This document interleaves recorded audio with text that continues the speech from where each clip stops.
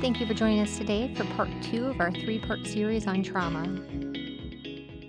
You're right. And you highlighted some things, Tiffany, that a lot of people who've experienced traumatic event or events go through, and those are the anniversaries. Those are the memories of the loss as a result of the trauma event.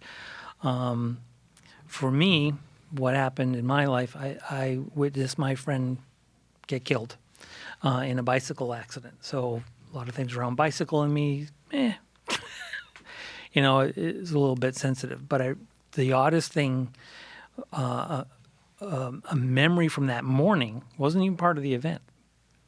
The memory from that morning got anchored to that event, and it was the smell of toast. And every time I had the smell of toast, my memory went back to that moment. And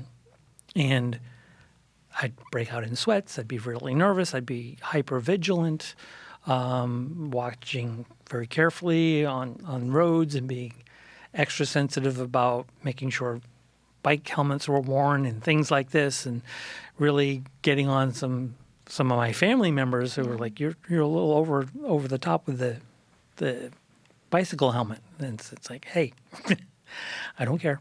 Yeah. But it was as a result of having witnessed all of that. Sure. And the anniversary dates come around and it all comes back. The loss of, what would my friend be like now? I'm graduating college. He would have been like a year or two behind me, but what would he been like? What would his family been like? And so, people having worked through that, through talking with therapists and counselors, and the experience is the experience. Unless we have time machines, and we have yet to invent one, to go back in time and change that, it is part of us and will always be a part of us. It's how do we change the emotional impact so it doesn't debilitate us and helps us to grow. Yeah. And being comfortable to even talk about it, and share with others is how we grow. Right. Because as we're talking about it, those memories are there, that vision is there. At least in my case, it's very vivid. And then being able to talk with you about it and to see, or to I can't see you, but I if you're out there listening, you can start to process your own emotions with whatever event you may or may not have gone through, and put it into some perspective. Because lots of times when those feelings come up, it's that unsafe feeling, and you're on guard a little bit more. Yeah. But realizing, okay, I am in a safe place. It's okay. I'm in a classroom. I'm okay.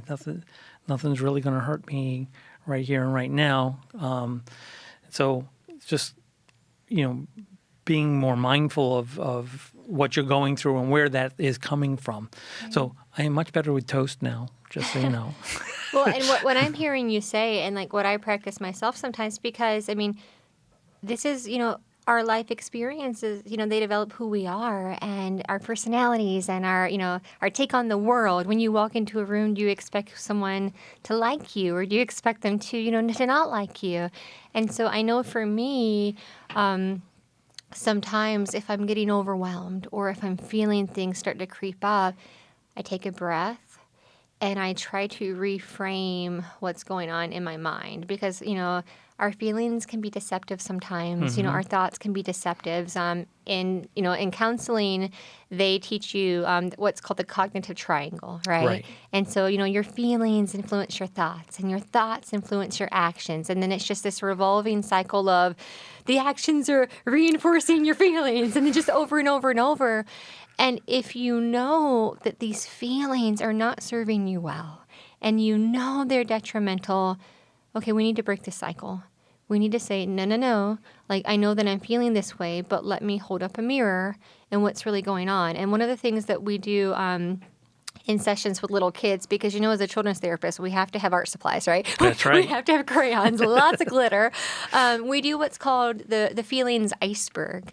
And so we'll get a piece of paper and we'll give them crayons, markers if we're feeling daring. And, they draw an iceberg, with like a water line. And what I'll say is, okay, write to me all, the thoughts and, all of the actions, or that are disruptive for you. And so they'll write all those things on, the iceberg. And then we take a minute and we see, with icebergs, you just see a little bit above the water. The majority of the iceberg is underneath. And so you're having these thoughts and you're having these behaviors, but what's really going on is usually under the surface. And it's not at all what we think it is. And so a lot of times you'll see this defiant behavior, or you'll see, these big behaviors, and underneath, if we're being honest, what's really going on, feeling insecure, feeling disappointed, feeling rejected, feeling fear of abandonment. And I think about how many times have I made conclusions about other people's actions and behaviors, but those conclusions were rooted in my own fear, or they were rooted in my feeling like, you did this because you're going to leave because everybody leaves, because my dad died, right? And so when I think about, wait a minute, like that person doesn't even know my dad, right? They don't even know my trauma history.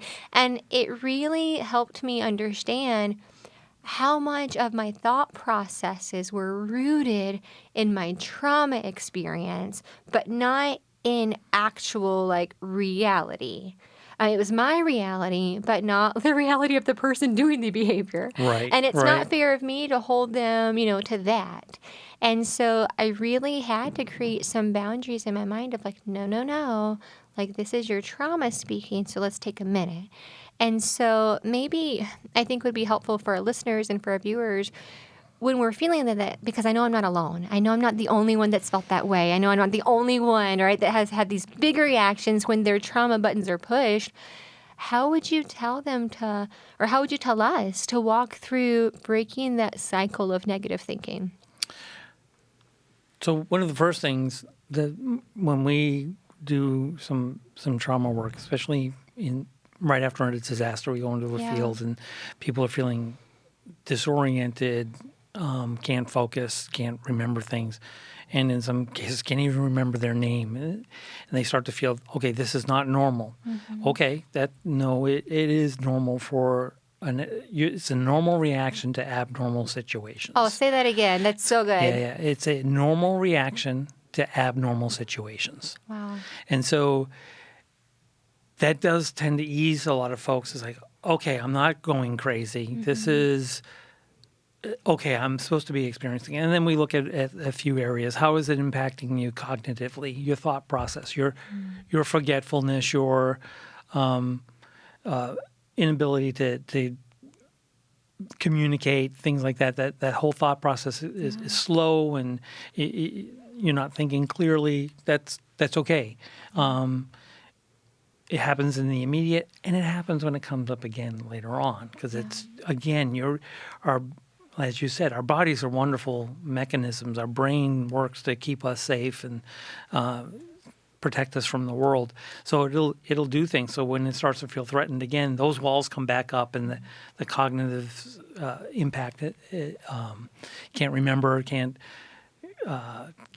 do certain things. Well, and I've seen that also even when you're having a conversation with someone and it's too much for them, right? And then they kind of just shut down. Yeah. And if you're not trauma-informed, if you don't understand what's happening, that can be super annoying, right? When you're trying to have a conversation with somebody, I can't even talk to you. Like, why won't you finish your conversation? Right. Or even some people, they need to step away. They need to take a break because their thoughts need to catch up with their heart, and they need a minute. Right. And sometimes you see it in the movies, people following you around in the room like, no, finish this conversation. We have to finish this right now. People need to be able to take what they need to process. And maybe they need a minute, right? Right. Because it can be overwhelming because, again, you're getting flooded with emotions and memories and of what occurred. And you enter the fight, flight, or freeze response. Right. And even in those situations where, why am I getting stressed out. This is the mechanism within our bodies that has been there to protect us, and that's why we still exist, because of the fight, flight, or freeze. Yeah. But now it's gone a little out of whack because you're there. Your body doesn't know the difference between the real there and the emotional memory. Yeah. So it triggers it all to come back. And so, so you see it cognitively, you see it emotionally, where the emotions seem inconsistent with what's going on at that moment in time. Following somebody around because they're not paying attention to me all of a sudden. What the heck? You're walking away. They're overloaded. Yeah. They can't handle it. When talking about the fight, flight, or freeze, I have this vivid memory of the first time, my husband, when he went away one time for business, I was home alone.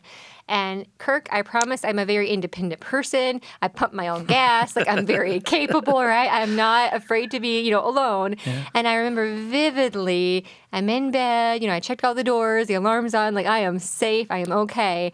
And I'm almost positive, like, the ice maker went on. And I know I'm in that house alone, right? I don't even have a cat. Like, I'm alone. And every single hair on my arm went straight up. And I was like 99% sure it was the ice maker, 1% like maybe I do have a cat. But I knew I was fine. Yeah. But my body, when you say fight, flight, or freeze, it was 100% freeze. And then you have this, I think, hypervigilance you said that kicks in, where it's like now I'm hyper aware of every sound. I'm hyper aware of every noise. I'm hyper aware of every mistake. And so at the time, the home that we were in, the bed went up against, windows, and the windows were facing the street. And so every car that drove by, there must have been a pothole outside my door or outside my window, because every car that drove by, I could hear it. And it's like another wave of like, oh my gosh, there's a person. And, I think the thing with hypervigilance, with fight, flight, or freeze, it's like a process. You can't rush it. It's going to take the time that it's going to take. And I remember thinking, like, you're so silly. It's the ice maker. Like, get out of this. Like, you need to go to bed. And I'm just watching the clock tick by thinking, oh my gosh, like, I've got to get some sleep. But you can't rush it. And I think so many times for our patients and our friends who have gone through trauma, we get so frustrated with ourselves. Like, why can't I just get over this? Right. Well, and again, everything you're describing is that fight, flight, or freeze response in us. The heightened sense awareness is part of that process. In any high stress situations, our perceptions are a little altered because you'll have some people that victims of a crime, let's say a holdup in a convenience store, will describe. You ask that witness to describe the size of the firearm the person may have had, and they give you this huge description of this ginormous gun. It's like, that's the size of a bazooka. Hold on, that doesn't make sense. Yeah. And then you actually find out it's like a small little, 2-shooter kind of little gun, but that perception can be a little bit out of whack in those high stress moments. But what it does is it protects us, or it protects us now, protects us way back when we were, walking through the woods and living life as nomads. And so that heightened perception is there, and you're taking all that information in, and just it's to protect yourself. I've also seen that with survivors of sexual assault or survivors of domestic violence, where you have the police report and they have to give all of these details, and they're not quite right. And it would be very easy to say, well, I knew they weren't telling the truth. Well, I knew this didn't really happen. But what can happen with trauma is this disorientation of time and this disorientation with, like, the facts, because you're in it, and you might also, you might be numb, and just your reality is altered because, like you said, that's your body, that's your brain trying to protect you, trying to insulate you, I think, sometimes from the trauma. And so understanding trauma means understanding that everyone goes through it a little bit different. Absolutely. Everybody goes through it a little bit different, because you might have somebody who's very hyperverbal and can describe every single little detail. Or the other end of the spectrum is They Yeah. can't give you any information.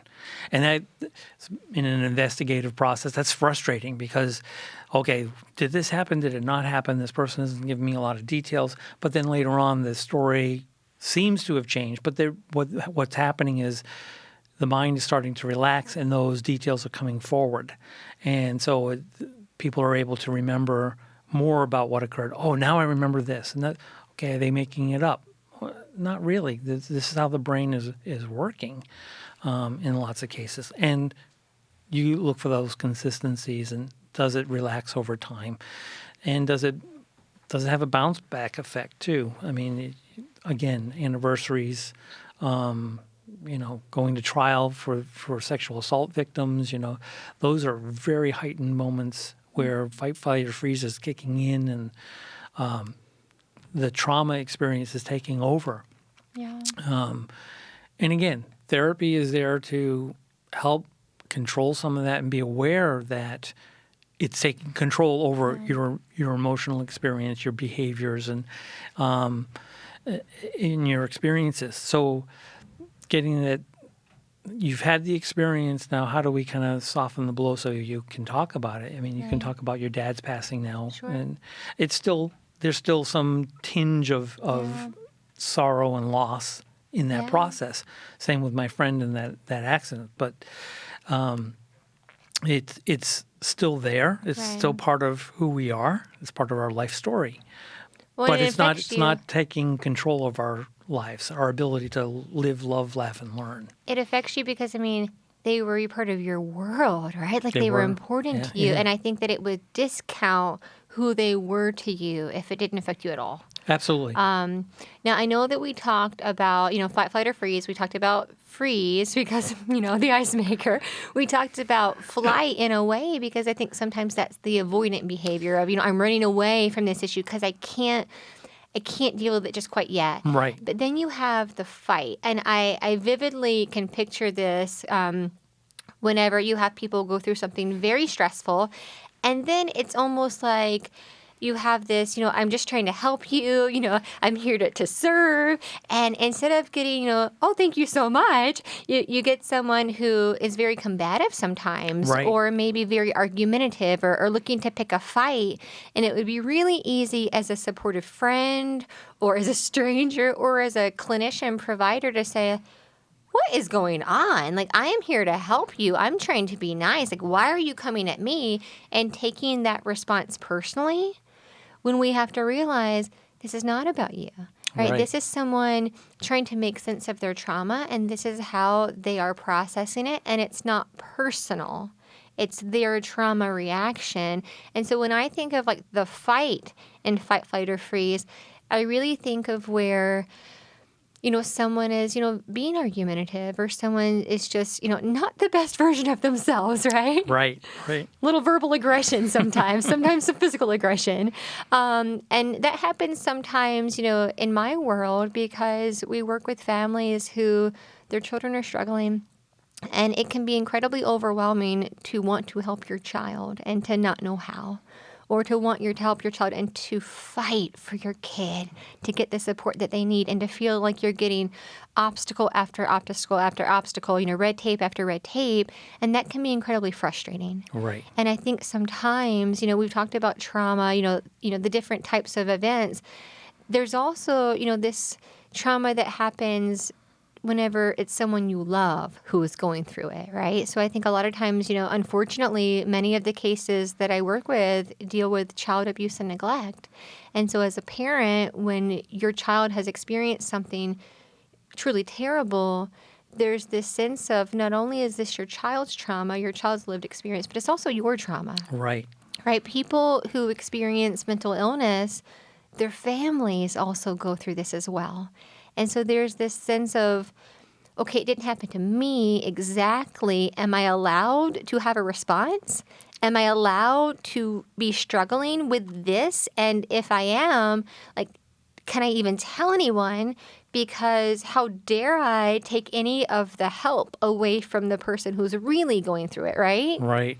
That's hard. And that sense of, I wasn't there to protect them. Mm-hmm. It's an interesting thing. I've done some trauma work with law enforcement, and that's a family. They're close knit, especially the smaller squads and platoons, and going through an officer involved shooting where a fellow officer has gotten shot, and so they come back. We do a process with them to start the recovery process, and usually there'll be somebody that was on vacation or something. Well, I shouldn't have taken that vacation. I wasn't there for them. It's like they're angry about that, and it comes out in anger towards everybody else. And it's like, time out. You're allowed to have vacations. You're allowed to do other things, and it's okay to be fearful and hurt, and being disappointed, I guess, for not being there. I mean, those are all real emotions that somebody's going to go through when they've got somebody else out that they're close to getting hurt. They couldn't control it. That's another big thing. With trauma, it's unpredictable, it's sudden, and it's out of our control. Yeah.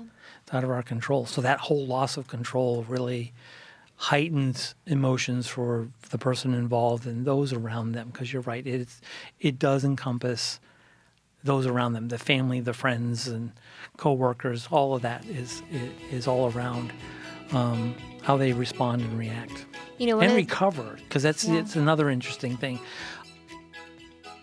Thank you for joining us. If you enjoyed the show, please hit the like and subscribe button. If you or somebody else is struggling with a traumatic issue, please, in Central Florida, give us a call at 863-519-3744. Or on a national level, you can dial 988.